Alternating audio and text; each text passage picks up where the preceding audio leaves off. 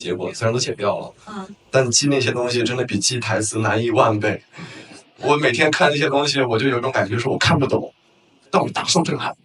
为了靠近这个自己一开始并不熟悉的世界，吴磊选择和科研人员同吃同住，跟着他们的生活节奏，观察他们面对数据时的状态。等到赵吉虎出现在荧幕上，他穿着旧工装，整天埋在数据和公式里。如果不提前告诉你，你会在第几秒认出他。他的脸依然年轻，身上却有一种被漫长岁月磨过的疲惫。这不是简单换一身衣服，更不是把头发染白，就宣布自己完成了转型。奇怪的是，吴磊这几年的角色似乎正在离观众熟悉的少年男主越来越远。他为什么要主动离开一个曾经让自己很有辨识度的位置？群星闪耀时里的赵吉虎或许给出了一部分答案。吴磊较早期的角色都具有生命力的特点，如奔跑、骑马、运动、笑容等，所以在很长一段时间里，吴磊身上最容易被观众看见的是少年感。这种少年感不只来自年龄，他的身体状态轻盈，眼神干净，动作里带着一股向前冲的力量。当人物热烈、直接、相信自己，甚至有些冲动时，观众几乎不需要额外适应，他站在那里，角色就已经成立了一半。对演员而言，这是一份很难得的天赋。有的人花了很长时间才找到一种能被市场迅速辨认的气质，吴磊很早便拥有了。可优势一旦固定下来，另一个问题随之出现。当观众习惯了他的明亮、健康和热烈，还会不会相信他是一个迟钝的、疲惫的，甚至被生活反复消耗的人呢？一个演员真正难走的那一步，往往发生在自己的优势仍然有效时，是继续复制还是亲手拆掉它？我们来把时间拉长一点看，会发现吴磊并非到了群星闪耀时才突然想到要改变他的角色，一直在慢慢收紧。早些时候，人物的力量偏向外释放，跑追、对抗、表白，情绪往往能通过身体直接传递。后来角色开始出现另一种状态，话变少了，停顿变长了，情绪不再每次都交代得清清楚楚。有些人物看上去仍然年轻，身上却多了一层无法立刻说明的压力。这种变化未必会在某一部作品里突然完成，它更像演员对自己的重新安排，先拿掉一点漂亮，再拿掉一点轻松，直到人物不需要依靠吴磊原本的气质，仍然能在镜头里站住。这次的赵吉虎正好把这条路推得更远。群星闪耀时，把故事放在两个相隔65年的时空里。2035年，一艘飞船在升空中遭遇危机，与地面失去联系。收到求救信号的是1970年的中国科研工作者。吴磊饰演的赵吉虎需要在当时有限的设备和技术条件下，理解一个来自未来的信号，完成一场几乎不可能的跨时空救援。这个设定听起来很宏大，但落到赵吉虎身上，表演恰恰不能过分宏大。他不是站在人群前高喊理想的英雄，而是大部分时候都只是低着头计算、校准、等待，在一次次偏差里重新开始。如果演得太热血，人物会飘；如果只剩沉默，人物又容易变成一块没有温度的背景板。吴磊需要让观众相信，这个人已经把大量时间交给了一件未必能马上看见答案的事。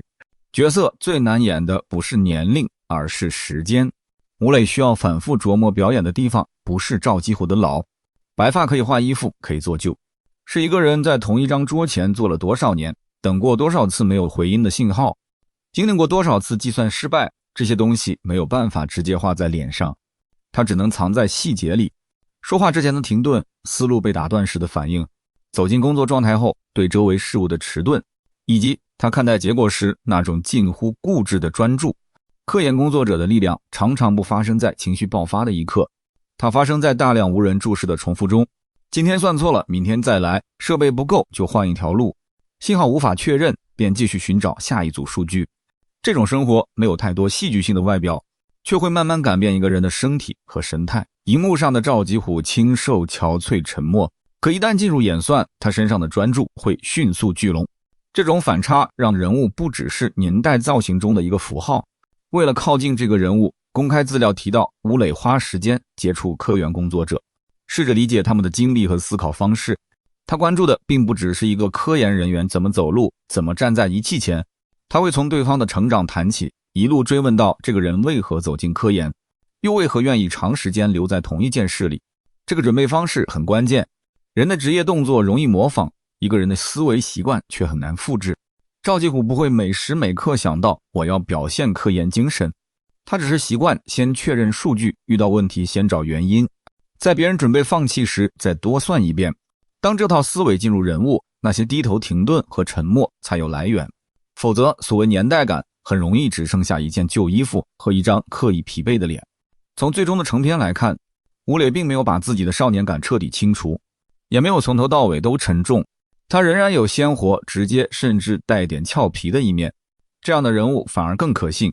1970年代的科研工作者在那个时间段里，他们也是年轻的，会着急，会较真，偶尔会露出很简单的快乐。岁月没有抹掉吴磊原本的生命力，只是让那股力量换了一种方向。以前的少年感是向外奔跑，到了赵吉虎身上，他变成一个人对未知仍然保有的好奇，变成他在条件不足时仍想再试一次的冲动。吴磊童星出道，少年感曾经是吴磊很重要的荧幕资产，他让观众很快记住他，让一些角色天然拥有可信度。可标签有一个微妙的地方，他能把演员送到一个位置，同时可能把人留在那里。当市场确认某种形象有效，相似的角色就会接连出现，观众期待熟悉的感觉，制作方希望降低风险，演员则很容易在一次次复制中变成某一类人物的固定答案。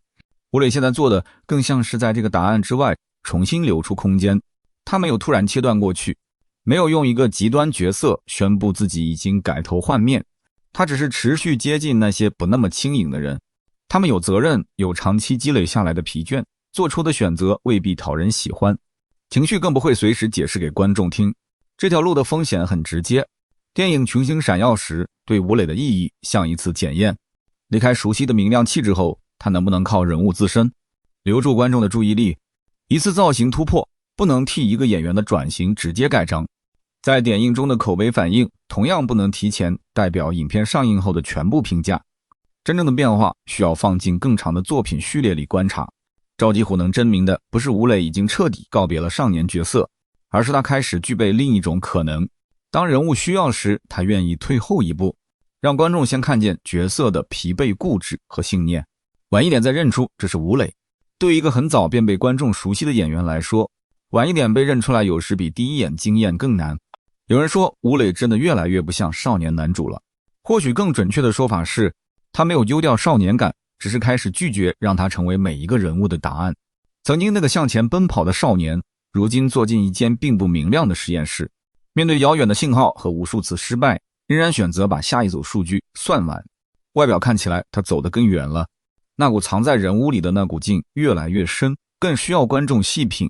对吴磊来说，少年感究竟是最珍贵的荧幕资产，